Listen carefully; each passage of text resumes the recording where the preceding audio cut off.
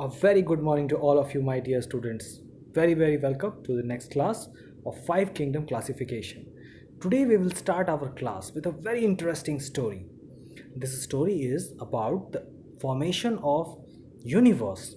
Okay, do you all know that once upon a time there was nothing in this universe? Absolutely nothing, only vacuum and nothing else. Okay, then what happened? According to the scientists, mainstream scientists, one explosion out of nothing, something simply explode. Okay, and after that explosion, the empty space started taking forms of different galaxies, planets, stars, dust particles, comets, meteors, everything out of nothing from that point. Okay, and then what happened? A lot of celestial objects like what we discussed, like stars, planets, moons, satellites, and these things formed. Okay, but as we know that that was an explosion, so whatever come out of that was really hot.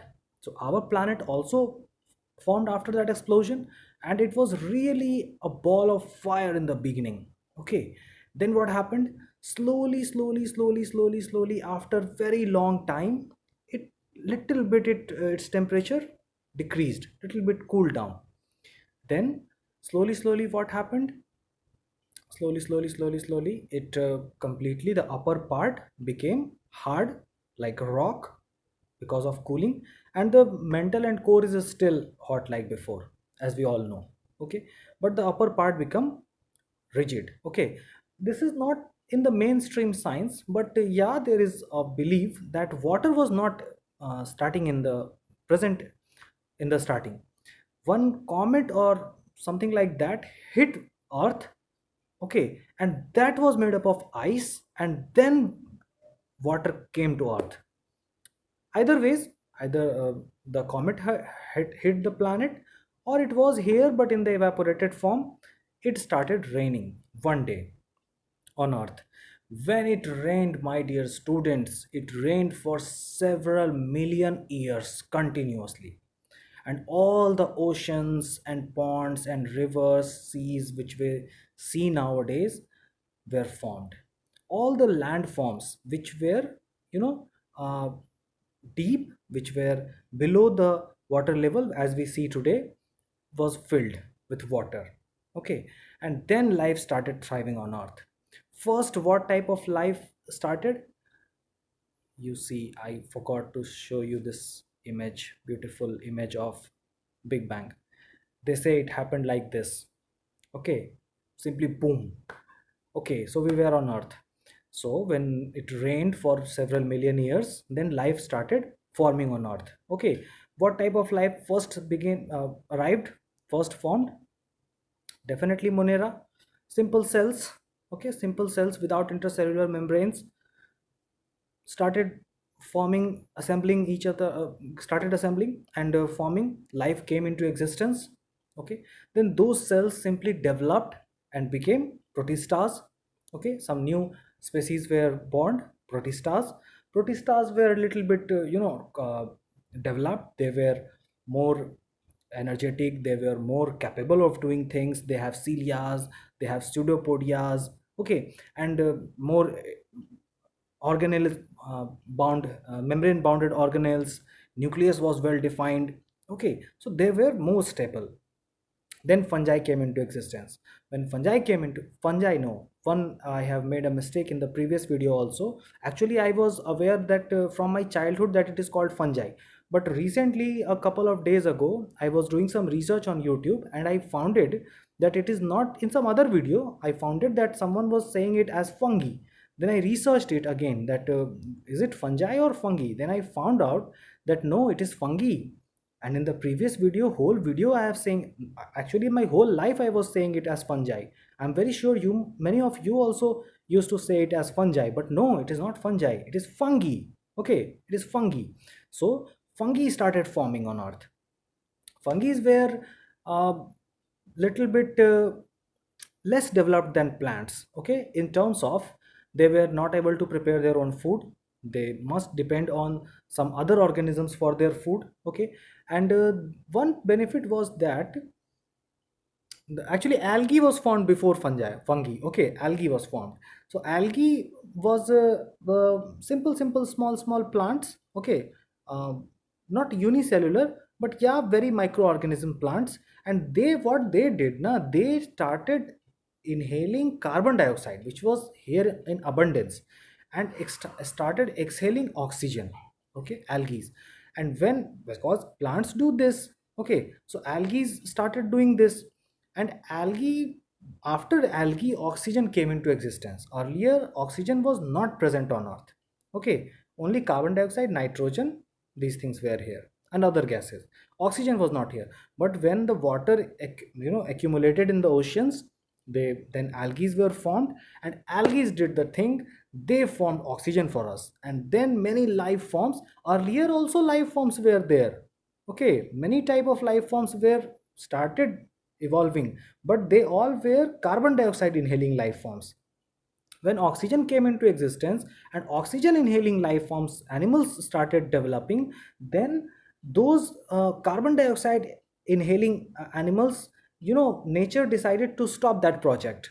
Okay. And because nature decided that no, this oxygen inhaling species are much better than those carbon dioxide inhaling species, so the nature stopped making those carbon dioxide inhaling species, and oxygen inhaling species like us evolved.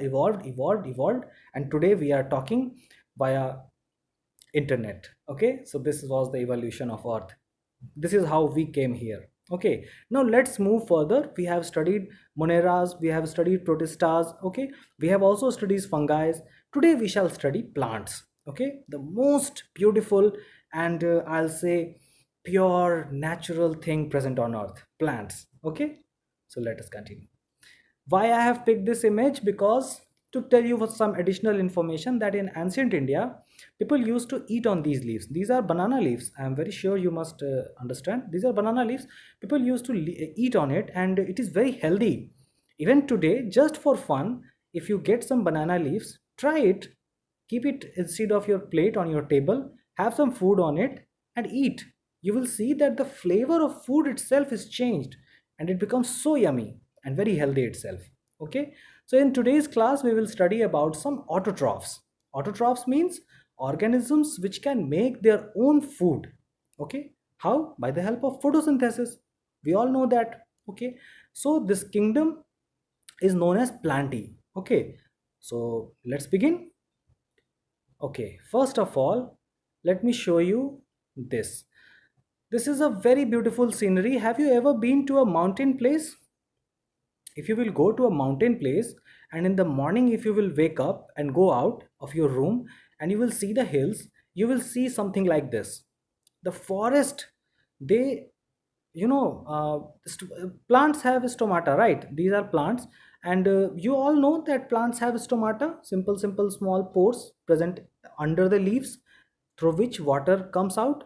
Okay, that process is called transpiration. Okay, and when the here in the hills, actually it happens everywhere, but when it happens on the hills, due to low temperature and high altitude, water quickly freezes or forms cloud, and then it is visible. Otherwise in plains it is not visible because the temperature is very high. But in cold regions and mountain regions, they freeze and forms cloud, and they are visible. So you will see now that cloud mountains are there, and clouds are forming from those mountains and rising up. That looks very beautiful. I found this image, and I really wanted to share it with all of you. Okay, so let us continue and see a few general characteristics of plants. General characteristics. So the first one is, it includes multicellular autotrophic organisms, rather from microscopic, ranging from microscopic ones to large trees. Okay, so plants are multicellular. Obviously the unicellular ones are there in Monera and Protista. So here everything is after that everything is multicellular. Okay, and autotrophic, we all know plants make their own food, so they are autotrophs. Autotrophs are those organisms which can make their own food. We call them autotrophs. Okay, they have chlorophyll. So plants have chlorophyll, plants make their own food, they are autotrophic organisms. Okay, and they range from microscopic ones, small plants which can be seen through microscope, to large trees. Okay, we will see later how large. Okay, here are plants contain a green pigment called chlorophyll, which helps them prepare their own food in the presence of sunlight. This is all we know. Plants have a green pigment called chlorophyll, which helps them to prepare their own food with the help of sunlight. Okay, okay. Next thing is plant cells have cell walls made up of cellulose. Okay, we don't have cell walls because our muscles are, flexible. We can press it, we can, flex it. Okay, but plants are rigid, they are strong. They don't need to flex their body so much. Plants don't dance. Okay, so they have cellulose made up of cell wall because they don't want to break either. Okay, they don't want to dance, and they don't want to break, they want to be rigid and at their place. So they have cell walls, strong structures protecting each and every cell made up of cellulose. Okay, okay, now let's move further. This is again a very beautiful picture of Flower Valley. It is present in Uttarakhand. If you ever get a chance to go to Uttarakhand, don't miss to see this valley. This is really beautiful. Okay, now we will see some types of plants. Okay, we have studied that plants have general characteristics like this. Now let's see what are the variations which are present in plants. Interesting? Want to see? Let's continue. Some types of plants. First one is Chlamydomonas. Actually, it is not present in kingdom, but it was given in the book just for an example. So I have also pasted it here. This is Chlamydomonas. This is unicellular. Okay, as you can see, if I will zoom it, you can see all the organelles are clearly bounded. Okay, in membrane. So in which category it should go? It is unicellular, and organisms and organelles are bounded. Tell me, it have flagella also. Tell me which kingdom it should go. Definitely yes, it should go in Protista. It is a Protista, but all the organisms, whether they are Protista or they are Monera, if they have chlorophyll, they can be called as plants. Okay, so it is also a plant, Chlamydomonas. Next, if organism becomes multicellular, how does it looks? It may look like this. Okay, have you seen this type of thing ever in the uh, you know marshy areas, dirty waters? Yeah, this is Spirogyra. It looks like this when we go close enough. Okay, I mean with the help of a microscope. So Spirogyra is there. These are multicellular organisms. Okay, okay. Now let's see some other. Moss is there. Moss is really beautiful thing. Have you ever seen this type of moss in rainy seasons forming on walls or stones? Okay, have you seen? It looks like velvet, very smooth and green surface, velvet like surface. Okay, if we will go close enough, mosses will look like this. Okay, with the help of microscopes it will look like this.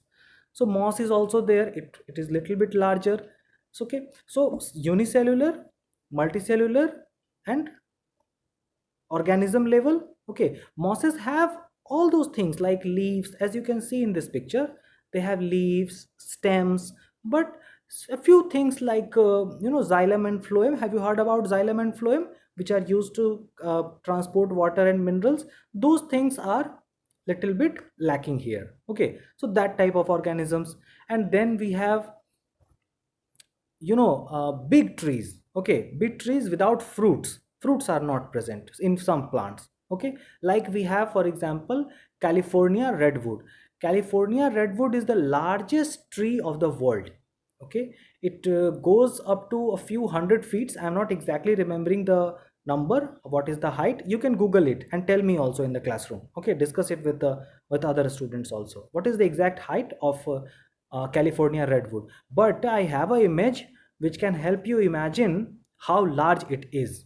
If you will go closely, see closely. Okay, so it is the largest tree in the world, California redwood. But these trees have don't have fruits and flowers. They have simply cones and pines like seeds, covered seeds, open seeds, and they will simply grow. And like many other ashok trees and other trees also, there are many trees. Okay, so these are also plants. And some very tasty example, mango tree. It is flowering plant, it has flowers. and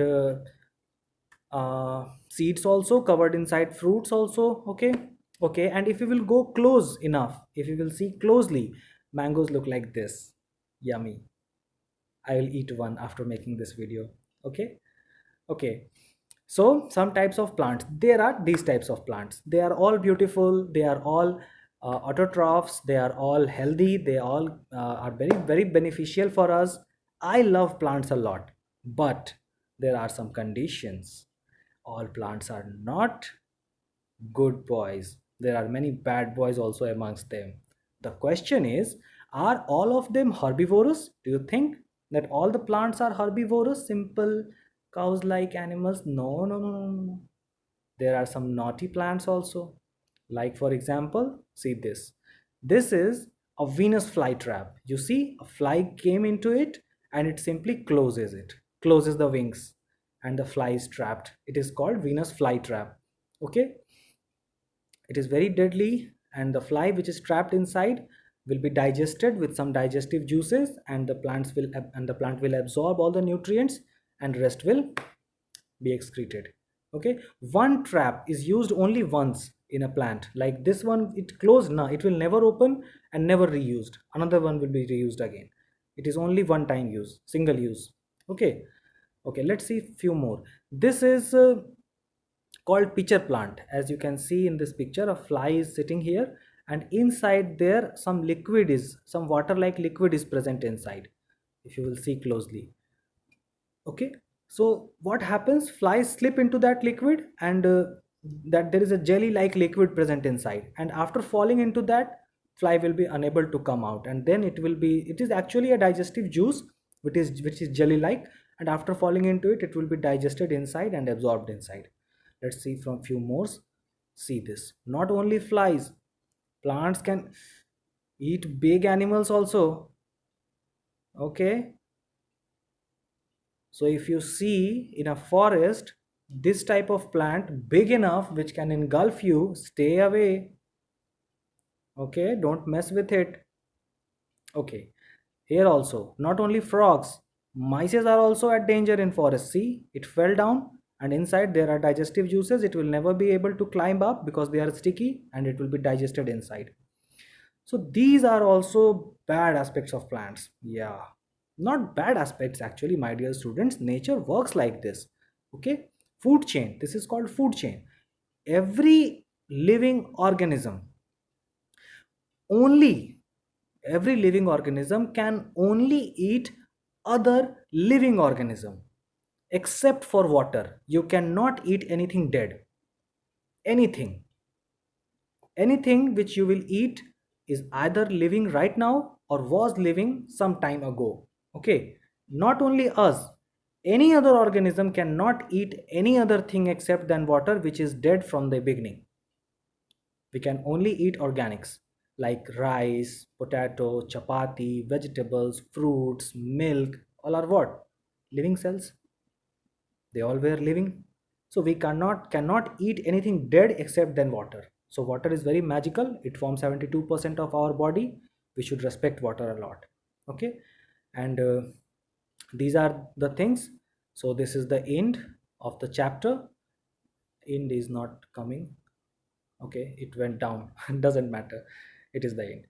So this was the kingdom plantae. I hope you enjoyed this class, and in the next class we will see about kingdom animalia, in which animals are present. Okay, thank you very much for watching this video.